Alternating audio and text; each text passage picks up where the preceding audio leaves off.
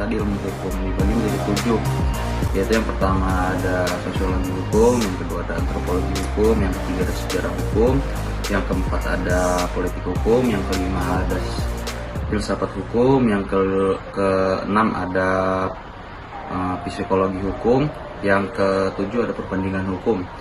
Yaitu yang akan saya jelaskan itu ada pengembangan ilmu hukum menurut Rex B.O. Evening dan Mewesen tahun 1949. Pengembangan hukum dibagi menjadi dua, yaitu praktikal dan teoritikal.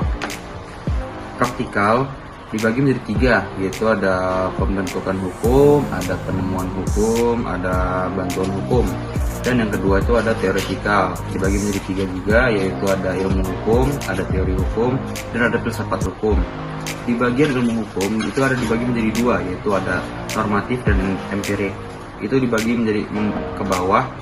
Ya, pertama itu ada sosiologi hukum, yang kedua ada sejarah hukum, yang ketiga ada antropologi hukum, yang keempat ada psikologi hukum, dan yang terakhir ada perbandingan hukum. Sekian presentasi dari saya. Wabillahi taufiq wal hidayah. Wassalamualaikum warahmatullahi wabarakatuh. Pertemuan kali ini kita membahas tentang pengembangan hukum. Pengembangan hukum ini ditemukan oleh dua penemu. Yang pertama dari Rex B.O. Mewesen 1979, dan yang kedua dari Arif Siddhartha.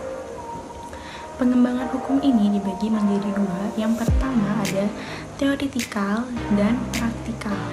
Praktikal ini sendiri dibagi menjadi tiga, yaitu ada pembentukan hukum, penemuan hukum, dan bantuan hukum.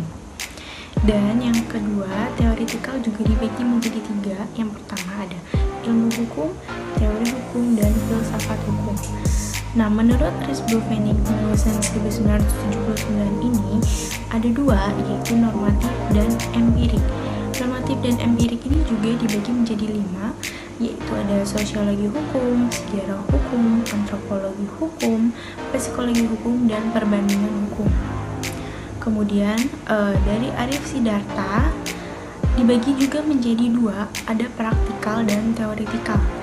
Praktikal sendiri ada 3. Yang pertama pembentukan hukum, penerapan hukum, dan penemuan dan implementasi hukum. Kemudian yang teoritikal sendiri juga dibagi menjadi 3, ada filsafat hukum, teori hukum, dan ilmu hukum atau praktikal. Nah, dalam penemuan Arif Siddhartha ini ada logika hukum dan logika ilmu-ilmu lainnya.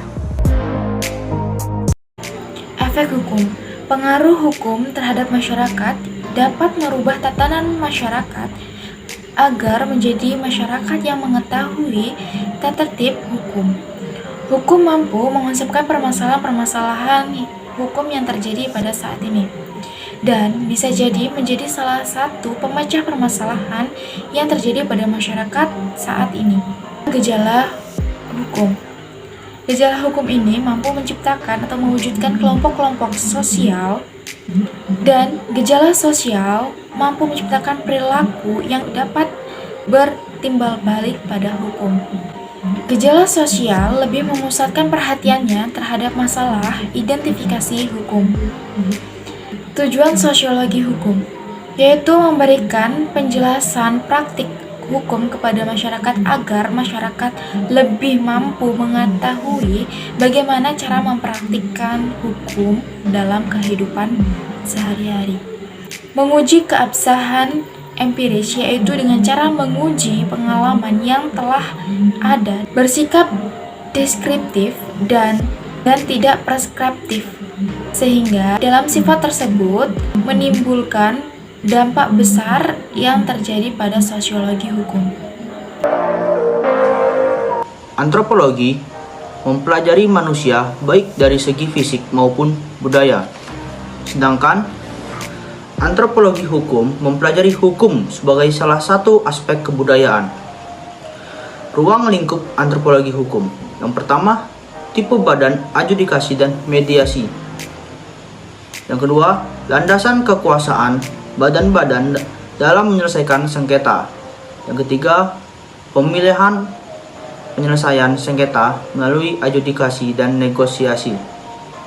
Yang keempat, fungsi serta ekosistem yang bekerja atas proses hukum. Yang kelima, prosedur yang dipakai dalam penyelesaian sengketa. Yang keenam, bagaimana menjalankan keputusan. Yang ketujuh, bagaimana hukum berubah.